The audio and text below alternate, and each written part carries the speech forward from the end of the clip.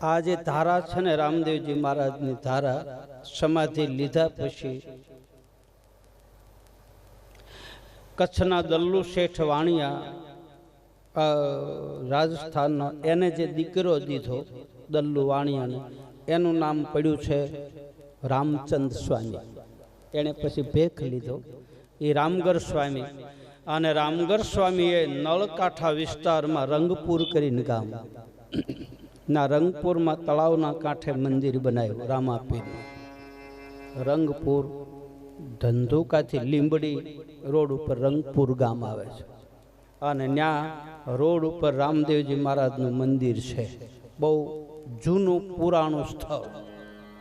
અને એ જગ્યા ઉપરથી આ બધી ધારા છૂટી થઈ. ફકડાનાથ બાપા, જાંજરકા સવારામ બાપા, લાખ્યાણી ગીગો બાબર, વાહણાનો વહતો ભગત, આ બધા રામગર સ્વામીની પાસેથી ડાળ્યું છૂટી પડી. ફકડાનાથ બાપા કચ્છના જાડેજા દરબાર હતા ને ભેખ લીધો એટલે ફકડો બન્યા. બોટાદ પાસે જમરાળામાં આસન જમાયું. એના પાછા 4 શિષ્યો, રોહિશાળાનો દાહો ખાસર, વલભીપુર પાસે મોણપુરના દરબાર, લાખણકાના રામાનંદી સાધુ અને શિહોરના આણંદજી ગોર, આ એના બધા માનતા. એ શિહોરના આણંદજી ગોરને દીકરા નહોતા, 7 દીકરા ફકડા બાપાએ દીધા. 8મી દીકરી દીધી. એ દીકરીની સાધુ બને છે. મતલબ એમ કે અખંડ ઘરે ભટ્ટ શેરીમાં કે એ શેરીમાં અત્યારે હાલમાં શિહોરમાં જ્યોત જગે છે. ત્યાંના રહેવાસી. મેં આજથી 5 વર્ષ પહેલાં હું ત્યાં ગયેલો અને મેં એ જ્યોત જોઈ. અત્યારે દીકરી ફકડા બાપાનો સિપ્પન જોડી લઈ, હરબાળાબેન કે એવું કંઈક નામ છે, એ દીકરીની અત્યારે હાલમાં જ્યોત જગે છે. ભટ્ટ શેરીમાં આ જ્યોત છે. આ જેણે લખ્યું છે એને હું કહું છું, શિહોર ગામના છે. આમાં બેઠો છે ભાઈ? હા, તો એ આ બેઠો ભટ્ટ શેરીમાં. હા, ભટ્ટ શેરીમાં જ્યોત જગે છે.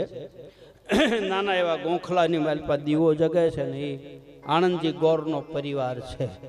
7 દીકરા, 8મી દીકરી આપીને ત્યાર પછી એના કુળમાં બધાય ભાઈઓ વસાળ એક જ દીકરી થાય. દીકરા વધારે, દીકરી વધારે નહીં, એક જ દીકરી. એવી કથા રામદેવ કથાની માલપા છે.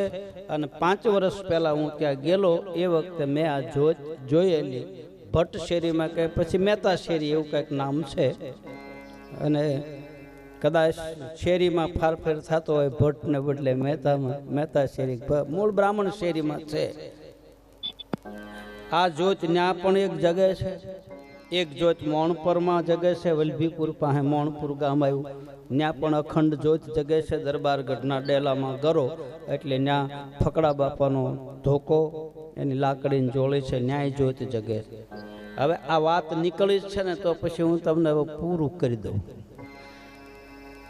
કે ફકડા બાપાને ઝાંઝરકા સવારામ બાપાનો ભેટો થયો અને એની પાસેથી ગુરુબોધ લીધો એવું બતાવે છે રામદેવ કથામાં. એના શંભુનાથ બાપુ તારે ગાદીપતિ છે. મારે રામદેવ કથાની માલપા આ બતાવે છે. પછી જે હોય તે. એક લાખ્યાણી ગીગો બાબર વાણંદ, ન્યા જ્યોત જગે, એ ફકડા બાપાના શિષ્ય. એક વાહણા ગામ આવ્યું, વસ્થા ભગત થયા, ન્યાય આ પરંપરા છે. હવે છેલ્લે લાખણકા ગામ આવ્યું, વલભીપુર પાસે ભાલમાં. અને એ ગામમાં મણિરામ બાપુ કરીને રામાનંદી સાધુ, એ પણ ફકડાનાથ બાપાને માને. શરીર છૂટવાની તૈયારી હતી ત્યારે એણે કીધું કે બધાને મેં આપ્યું છે, તમને બાપુ શું આપું? ફકડા બાપાએ કીધું, બોલે હું તો રામાનંદી સાધુ છું, રામજી મંદિરની પૂજા કરું છું. તેથી ફકડોનાથે એમ બોલ્યા હતા કે તમારી 4થી પેઢીએ હું પોતે આવીને અવતાર ધારણ કરું છું. એ ફકડો બાપો 4થી પેઢીએ હીરાદાસ બાપુ અને શિવકુંવરબા લાખણકામાં રામાનંદી સાધુ થયા. અને 4થી પેઢીએ એના ઘરે અવતાર લીધો એ બજરંગદાસ બાપો બગદાણા વાળો. આ ધારા ન્યા આ મારા રામદેવ કથામાં ફાટા બતાવે. પછી જે હોય તે બાપ સંતો તો જ્યાં પ્રગટ થવું હોય ને થઈ શકે, અને જેના ઘરે અવતાર લેવો હોય લઈ શકે. ભગત બીજ પલટે નહીં, યુગ જાય અનંત, ઊંચ નીચ ઘેરે અવતાર ધરે, આખર સંતનો સંત.